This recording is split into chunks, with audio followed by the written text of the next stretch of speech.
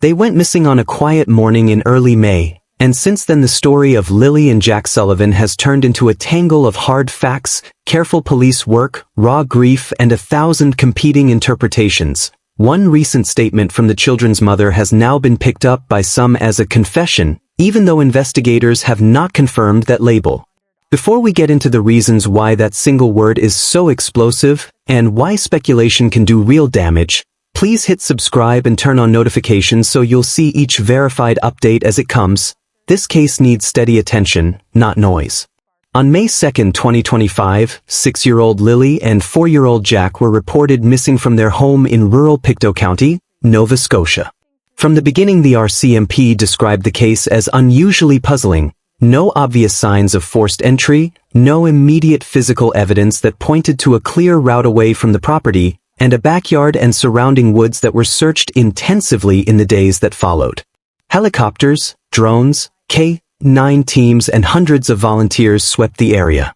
Investigators collected thousands of hours of footage from private and public cameras, took witness statements, executed judicial authorizations to access electronic records, and seized items for forensic testing, including a pink blanket family members confirmed belonged to Lily and an impression of a child-sized boot print. Over time, the RCMP also said they had received hundreds of tips and were methodically prioritizing and checking each one. The role of the children's mother in public conversations about the case has been central, partly because she is understandably at the heart of every missing child investigation, and partly because her public behavior has been read and reread by viewers and commentators. In the months after the disappearance, she has been largely silent in public forums. In the legal filings and court documents that were released, summaries of her statements to police are recorded, and those documents show investigators have probed timeline details, phone and bank records, and travel footage to rule in or out where people were at critical moments. Polygraph exams were administered to the mother and the stepfather, and the documents state those early polygraphs indicated truthful answers. Investigators have described the polygraphs as tools to rule out possibilities while the broader inquiry continues. Still, when a recorded statement or interview is shared online and then labeled a confession by channels and commenters, it changes everything in the public square, whether or not it has any legal meaning. Words like confession carry an enormous emotional and legal weight. For many people, that word signals closure, an admission of guilt, a step toward prosecution, a promise that the missing will be found. But in criminal investigations, the technical meaning of a confession is narrow. It normally implies a detailed, corroborated admission of responsibility that can be supported by independent evidence. Public interpretation, amplified by social media, often collapses nuance. A hurried, emotional comment becomes a neat narrative, and the pressure to have an answer can lead viewers to treat any ambiguous statement as the final piece. That rush can be harmful. A misread remark can harm families still grieving, steer public attention away from verifiable leads, and increase the risk that a real piece of evidence is overlooked. Investigators, by contrast, insist on measured analysis. The RCMP's public statements in this case have stressed methodical work rather than dramatic pronouncements. Court documents that were released show extensive steps taken to gather potential evidence, requests for phone GPS logs, toll booth footage, banking records, school bus video, and the like, and those filings explicitly say the investigation was, at that point, not being treated as criminal in nature because investigators did not have reasonable grounds to believe a criminal offense has occurred. That phrasing is notable because it underlines a legal threshold. The absence of evidence of crime at one point does not preclude criminality later, and investigators will change their approach as new evidence arises. It also underscores why a single media-circulated statement cannot replace the corroborative work police must do. Among the hard items investigators are testing are things the public can visualize easily: a pink blanket, portions of which were found in different places near the property, footwear impressions from the forest that have been compared to children's boot sizes, and hundreds, in some reports, thousands, of hours of video collected from nearby roads, businesses, and private cameras.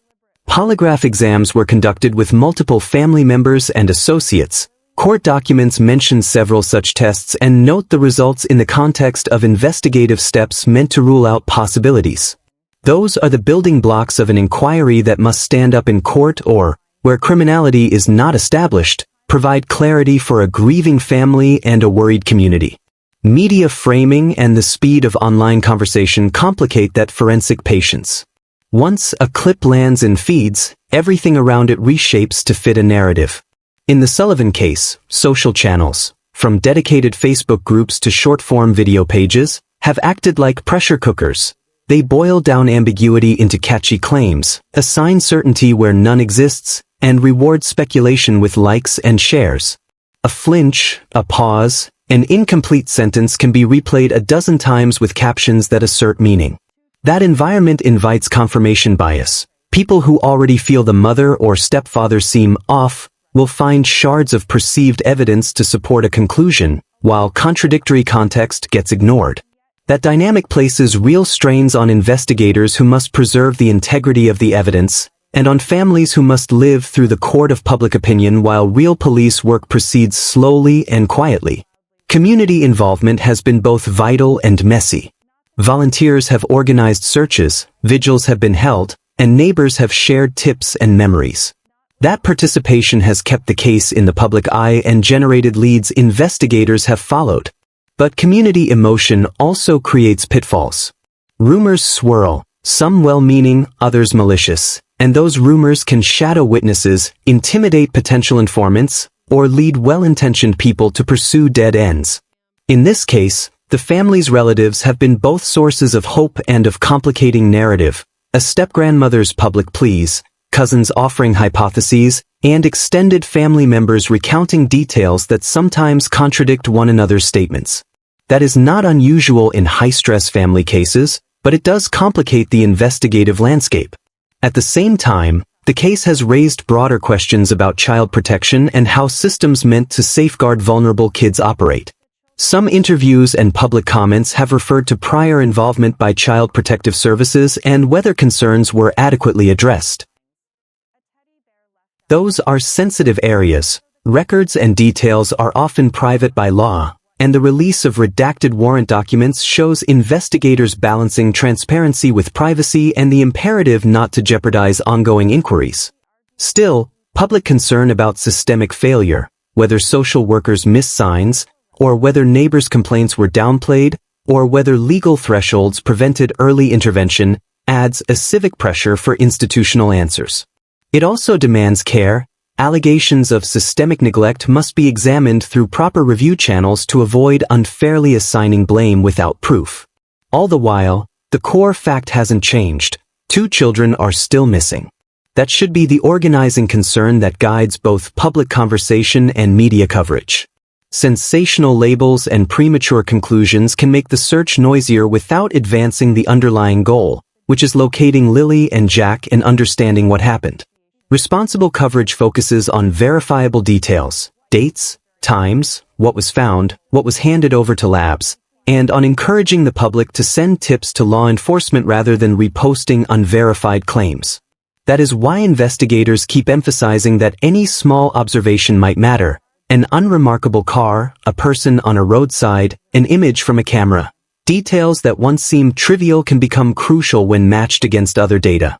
There are real, practical steps the public can do that help rather than harm. Recheck the date and time stamps on any footage you may have. Reach out privately to authorities with specific, verifiable information instead of broadcasting theories. Avoid sharing images or personal details that could identify uninvolved people, and support community search efforts that are coordinated with police. Vigilante investigation, public shaming, or the spreading of unconfirmed accusations can lead to harm. Innocent people's reputations are ruined, witnesses may be frightened into silence, and detectives waste resources chasing misleading clues. The Sullivan case is also a cautionary lesson about how emotional investment can distort judgment. Human beings are wired to want closure. Even a shred of explanation is preferable to the wrenching void of uncertainty. That's why a statement from a key figure is immediately parsed and amplified. People hunger for a story that makes sense. But criminal investigations often move in uncomfortable increments. lines of evidence that must be tested independently, conflicting witness recollections that must be reconciled, and forensic results that arrive slowly. Recognizing that slow pace as part of due process is hard, but it is essential to prevent miscarriages of justice or the propagation of misinformation that could permanently harm those involved. As this investigation continues, there are some clear, urgent priorities. First, police must continue to evaluate every credible tip and do so with care for the chain of evidence. Second, media and public commentators should prioritize verified facts and resist the urge to substitute commentary for confirmation. Third, people with potentially useful information need to feel safe coming forward. That means investigators must communicate clearly about how to provide tips and what protections exist for witnesses. Finally, the community's role should be to keep attention steady and practical, reprinting flyers, sharing official lines, joining coordinated searches, rather than fueling episodic outrage that diverts time and focus. In the end, words like confession and revelation should be handled carefully because they change lives. If a truthful admission emerges and is corroborated by evidence, that will be a turning point, a step toward justice and a painful, necessary step for the family. If, however, a statement is misread and amplified without verification, it risks deepening community wounds and distracting investigators from concrete leads. The responsible path is patience. Follow the verified trail, support the investigative process, and respect the boundary between public interest and the privacy and dignity of people still processing trauma. This story is not finished. The RCMP, according to public filings, continues to follow leads, analyze forensic material, and review camera footage. The family continues to wait. The community continues to hope. If you have any information that could help, contact the Northeast Nova Major Crime Unit or RCMP tip lines. Provide concrete, timestamp details, not speculation. And if you're watching this to keep up with developments, subscribe and hit that bell. We'll bring you verified updates without the sensational spin. Like and share responsibly, and remember, the search for truth rests on facts, not speculation, and every careful, verifiable tip can make a difference for Lily and Jack.